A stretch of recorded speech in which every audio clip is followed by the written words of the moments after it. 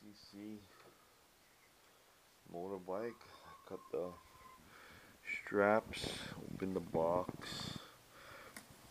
Looks like this is the engine right here.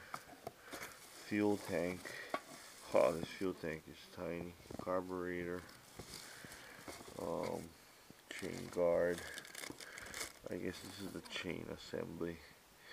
What I'm going to attempt to do today is I'm going to attempt to put on the rag joint, which is the way the sprocket attaches to the rear assembly.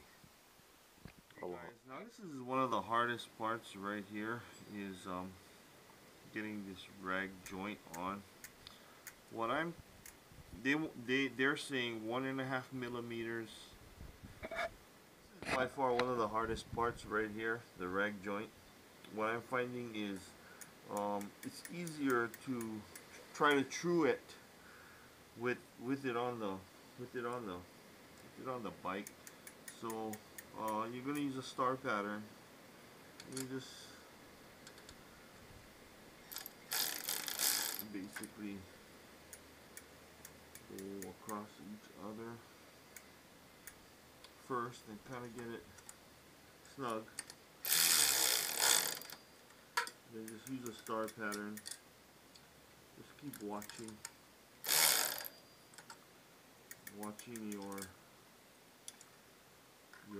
your sprocket, making sure that it's true and straight and tight. Just keep using the star pattern. Make sure the center is centered as well. So if it's not centered, you gotta make sure that you're getting a really good center. Because if it's not centered, obviously you're not gonna get a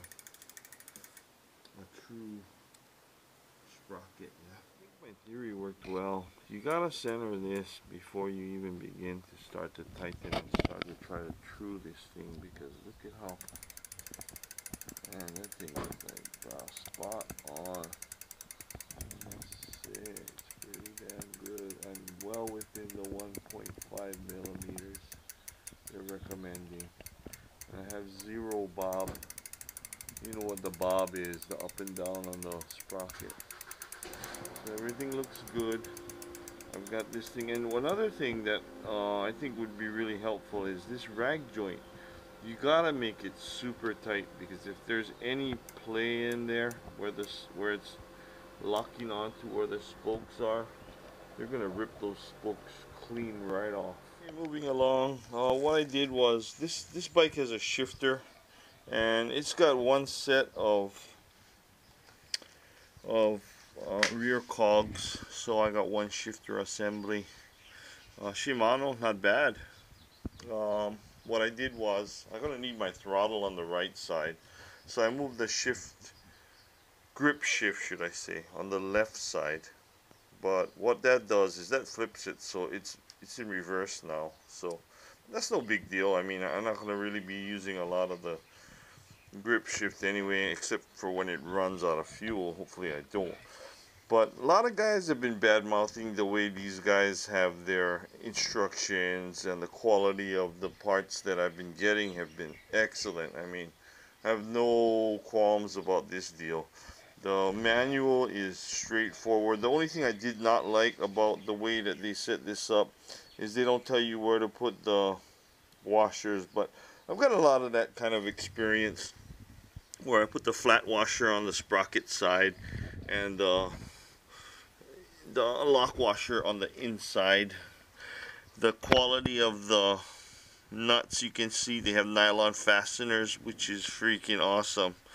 Quality of the nuts and bolts is awesome. The sprocket, well, I mean, everything. The price, you can't really say much about it. You know, it's what you pay for. If you want high performance stuff, you can buy that down the line.